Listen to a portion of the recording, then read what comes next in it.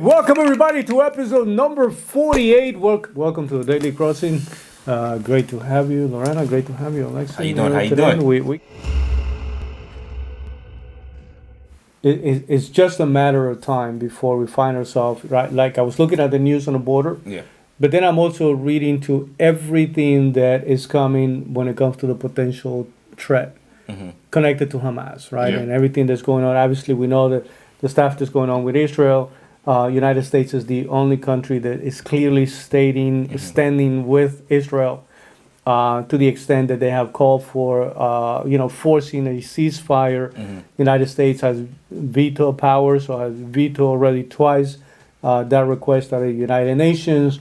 Israel, either way, even if that didn't happen, they're not gonna wait for anybody's approval. Correct, You know what I correct. mean? They gotta do what they gotta do, and they're gonna do what they have to do. But you start to become concerned when you're saying there's already a call for jihad or to activate everybody. And right now, Hamas has officially labeled the Biden administration, or of course, United States, as enemy number one, and they calling for violence targeting Americans everywhere. Yeah. Listen, 9/11 for me was something that it changed my perspective about a lot of people, a lot of places, put into question of religion altogether in my book.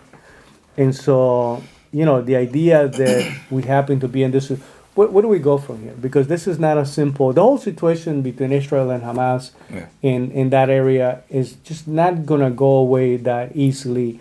And even after we're done with the war phase of it, Yeah. we're still going to be left with an incredible mess. Yeah. So, what do we do? By the with way, it? isn't Biden like also kind of like slowing down on the whole Israel thing, meaning like he's becoming a little bit even more neutral in his putting a approach lot of on the pressure to delivery? Israel to try to Right. those So are the it's reports like- coming out that they are putting a lot of pressure. on it. Right, and so for me, once again, going back to the only time you get hurt is when you don't have a clear position. You cannot be okay,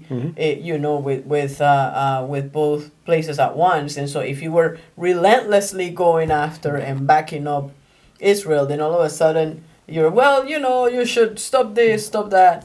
That even puts us in a more vulnerable position because it's giving up a position of strength.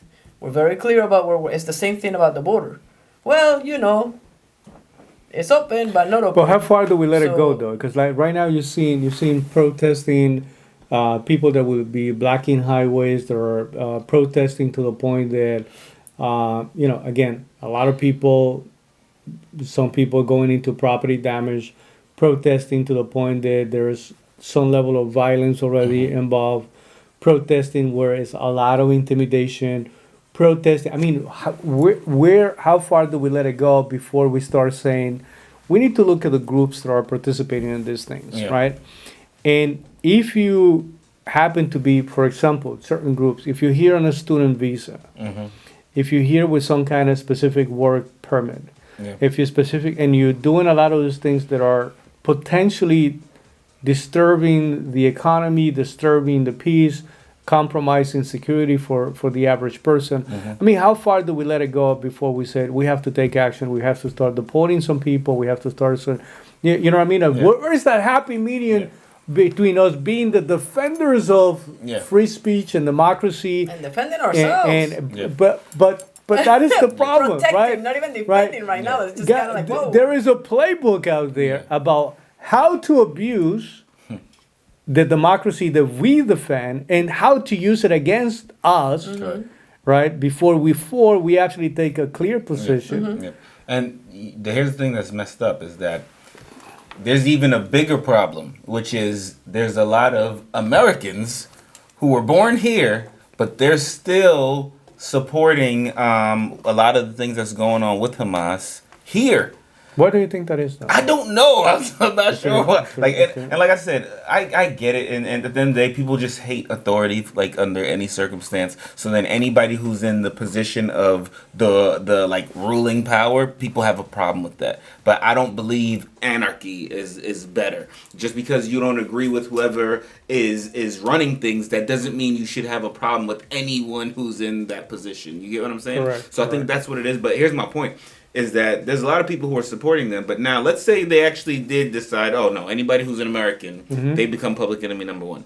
You don't realize you are an American. You are a part of the same group that they are now looking at as their It enemy. doesn't matter if you have the little flag. Correct. If something's gonna get blown up and you're in it, Correct. They'll So blow your like, ass Doesn't matter which flag you're carrying. Yeah, If it's an yeah, American yeah. flag or a Raven flag. You're or here. whatever, Correct. yeah. Shut it up. So I'm super confused as to what people are thinking. Like, I get it to a certain extent, but I don't agree with it, because at the end of the day, anybody at any point, regardless of what your reason is because of it, that decides to, all right, you know what, we now need to start blowing things up, that's gonna cause a problem. And guess what? When you start blowing things up, people die. And then I get it. They're like, no, well, it's okay to blow things up when it's like, I don't know about that. I think it's Yeah. part of intimidation tactics, and I think it's part of not only part of intimidation tactics, but at the same time, though, it's a way of letting you know. It's a way of showcasing power.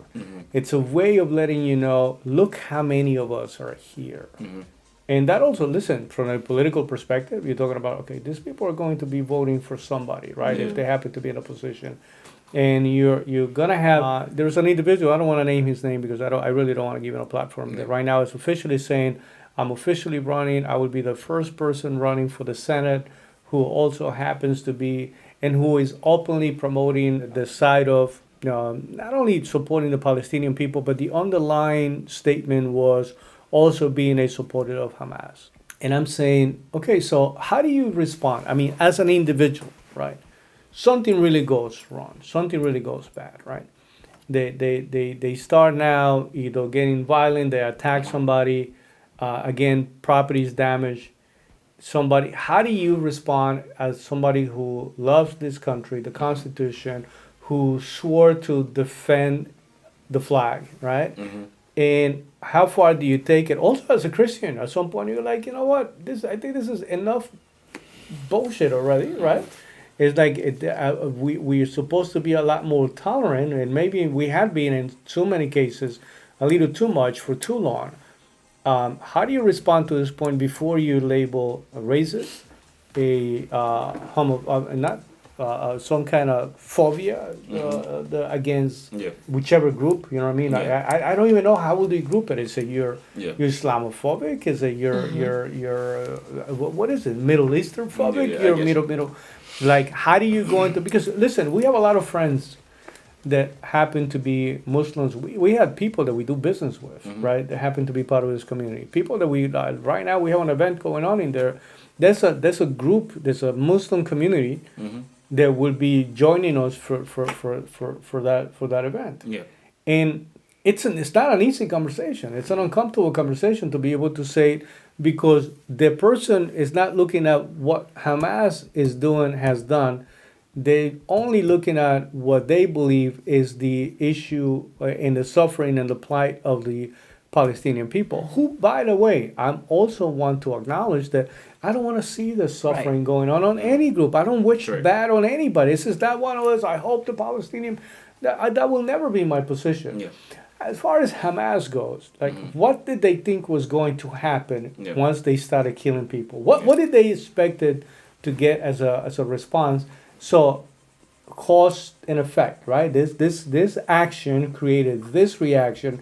Now you don't like it, and now you want to escalate it to the next. And the way that you're going about it too, because you look at strategic placement when it comes to like their sedes, right? Where they're housed. It's like around hospitals, under hospitals, by schools. It's in the middle of the thing, so it's like it's not. And not that war has to be fair, but it's like if you're saying you're standing for your people, and all of a sudden you're using your people as a shield, because it's like, let me just hide in the middle of like a playground, so that they don't come after me. Or if they come after me, there's a lot of collateral damage. Like, that's really it's cowardly, and it's not. I don't understand that. And to me, the bigger issue is this. I don't know. Maybe I don't know enough about what's going on in Israel. That's true. But last I checked, I didn't think they had like slaves. I didn't think that they're like. So when I hear the conversation about they're oppressing the, like, how? Like, how is this happening? Like, in which way are they like forcing everybody to like? I don't know. Maybe I don't know enough about the history, but I don't remember. So let's talk about Resources. ethnic cleansing, right? Yep. How many Jews you actually think were left after they pulled out of Gaza? Like again, they literally it was we're gonna give it to the whole idea was we're gonna give it to the Palestinian Yeah. government, Yeah. which at that point was PLO, and hopefully they're gonna come up with a good way to run the structure, no interruption, nobody was gonna be. Zero Jews were left. Like when you're talking about ethnic cleansing, like when you talk about how do you get rid of everybody was out, and then Hamas came in, took over the whole thing, created this whole situation. Guys, there are there are Palestinian Israeli citizens. There are Palestinians that are sitting on what would be the equivalent of a Congress, and there are Palestinian judges in Yes. Israel. Tens of thousands. There are of thousands of Palestinians people of- that actually work In out Israel. of Israel. That's You know what what I I'm mean? saying, They yeah. will want But nothing not else the other other way than- around. But not the other way around, right? And By so the way, in multiple Arab countries as well. and I can also name a lot of the, for example, Israel do control the traffic of what goes in and out of, but they do that not for, it's not that they want to control the amount of milk that goes into the area. What they want to see is they want to make sure that there's no weapons going into. What we should be doing at the border. Right? You know what I mean? So it's very difficult to have a conversation if it's not going to be an honest conversation correct. about there's pros and cons to the whole thing. But as far as a behavior that is violent and to the level of consider a level of terror, you know what I mean, or terrorism, is right now is Hamas has to be destroyed completely. So Yes. till the next one, looking forward to seeing you. Write on the chat what you're grateful for. Not the chat. What is it? The comments. What you're grateful for. What are you grateful Comment, for? subscribe. Absolutely. Yes. Take care.